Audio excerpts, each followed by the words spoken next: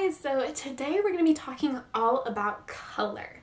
Now, I don't know about you, but whenever I start a project, the first thing I think about is what colors or color do I want to make this project? And sometimes I have a vision of how that project is going to look, and other times I'm really unsure and I have to get all my yarn out, spread it all out on the floor, and look for certain colors until I find colors that look nice to me.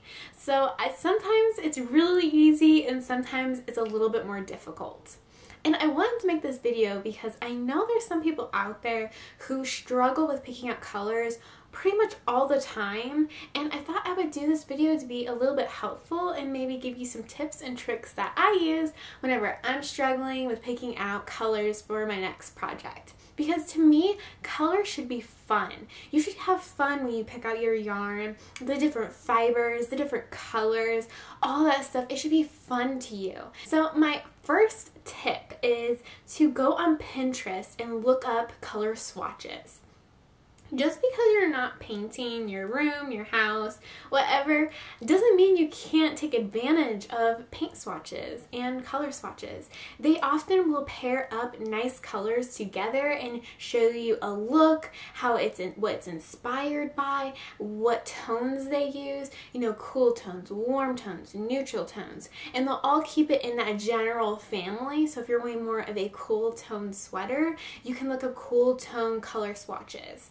And it's really helpful because sometimes you don't think about putting that type of green with that type of purple, or that type of blue with that type of red.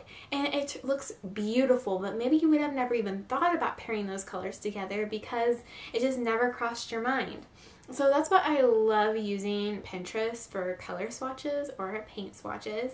You can even go to your local Lowe's, Home Depot, and they have those little booklets that have room ideas and like all these colors that match. And you can always look at those and maybe take pictures of ones that you are really inspired by and you really love the colors. So sometimes I kind of look to the paint section or the color area of Pinterest to get some inspiration when I'm feeling kind of a little clueless on what types of colors I want to do.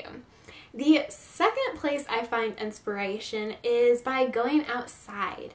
Nature is so beautiful and so inspiring because there's so many colors just naturally, especially if you look up pictures of what people have taken of beautiful sunsets or a wonderful, just breathtaking scenery picture and all the different colors. It's absolutely stunning, and sometimes just looking at nature can give you the best inspiration out there. Because in nature and just outside, weather, all those things, you can look out and see the ombre of a sunset, or you can see the different blues in the ocean. There are so many different ways you can find inspiration just by going on a walk outside. The different greens in the grass, the different colors in the spring and summer flowers, or even going in your vegetable garden and seeing the red of a tomato or the green of a green pepper. Just seeing stuff like that can become very inspiring to you because you're surrounded by color. And I really love looking outside at different flowers, and it's so fun to go out on a walk, looking at the flowers, take pictures. That's what I do. Anytime I go on a walk, I usually do this at my grandma's house because she owns a little bit of property. Whenever my mom and I go on walks and I see like beautiful flowers, or there was these little flowers, they were little purple flowers, and I think they're actually weeds, but they're really pretty. And so I took pictures of them, and they were really inspiring, and they looked so pretty. It's really nice just to be able to go outside and get inspiration. The thing I like to keep in mind is have inspiration always in the back of your mind that you're looking for it. Just kind of always whenever you go somewhere new, or you're going on a walk, or you're going to an art museum, anything like that, keep in the back of your mind, I'm looking for inspiration for color. And if you see something you find absolutely stunning, take a picture of it. Or if you can't take the picture of it in the museum, take note of what art that is and look it up on your computer later on and save the picture. I mean, there's so many different ways for you to get a hold of beautiful art and beautiful pictures with color. It's so easy now, especially with the internet, that you could pretty much find inspiration anywhere you want. The third place I find inspiration is through artwork. I am not a huge art buff, I'm not gonna lie. I struggle a little bit at art museums because it's not like the first thing I want to do. But once I get there and start looking around, I just admire art just mainly because I'm an artist myself. So I like to look at other people's art and admire it and say, man, it took them a long time to do that. Or I can see where they got inspiration from that. I'm not one of those people who can look at an art piece and figure out what the meaning is. I'm really terrible at that. But I do like to sit there and admire art. And one of the artists I admire the most is Kinkade. I really love his paintings. They're absolutely gorgeous. You can see them a lot. Most of the time you can find them in puzzles or in calendars. Normally you can find his art, see his artwork. But they're stunning.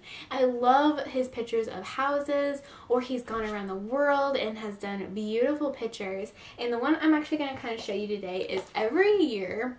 For the past 3 years, I've gotten a Kinkade calendar, and it's the Disney version, and so this is in my room, and I love looking at his Disney ones. Number one, I'm a huge fan of Disney. I just love that. I just love everything Disney, and I really like the way he portrays Disney and the colors he uses. So I actually keep all of my calendars so I can go back and look at different ones and get ideas. For like example, this one of Winnie the Pooh. Just by looking at it, you can see the different yellows that he did, that beautiful blue of the balloon, and you can be inspired and see like matching up the different greens in the garden. Or even looking at Christopher Robin's outfit and saying, man, that yellow with that blue looks really nice. I could make a really cool sweater out of those colors. Or I could make a really cool blanket for a baby out of those colors. It's all about finding inspiration wherever you want. And I just want to say one thing about color.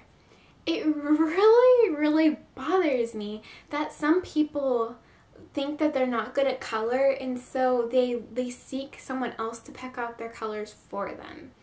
I've seen different places where they will pick out colors for you and basically give you all these palettes and basically say, oh, here, we're going to pick out the colors for you.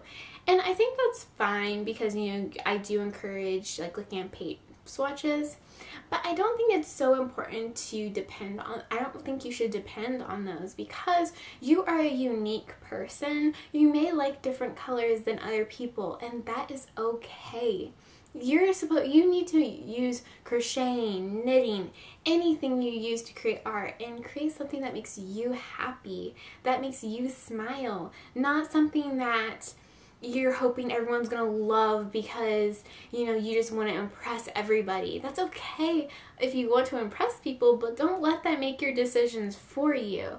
Make something you love that makes you smile, even if it's not trendy. That's okay. Like right now, especially in the US, neutrals are very trendy right now.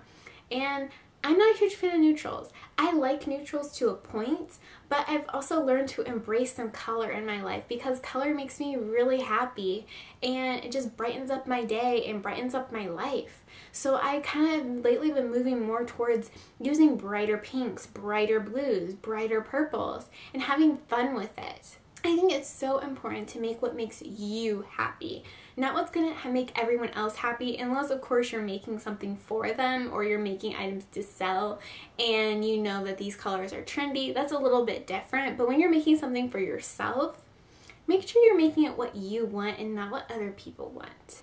And the second thing I want to say about that is, knowing what I just said, don't judge other people on the colors they use. If you think that sweater that girl made is just not even cute, you do not like the colors, don't tell her. Like, just be happy she's happy. I mean, just see how she is expressing herself. Don't tell her how awful you think the colors are, because those colors make her happy. Just because you don't like it doesn't mean you have to tell that person. Just know that what they chose makes them happy, so just admire that about them, that they wanted to make something that makes them smile. But I just want to get on here and talk to you a little bit about color, give you some tips and tricks, because I know sometimes it can be a little overwhelming. So those are the 3 places I look for inspiration. And like I said, just be who you are. Don't try to be someone else. Don't embrace different colors because that's what's cool right now. Because trust me, what's cool today is not going to be cool tomorrow. But what makes you happy today will probably make you happy tomorrow. But yes, so that is my video for today. But I hope you guys enjoyed this video, and I hope you guys have an amazing day, and I will see you guys in my next one. Bye!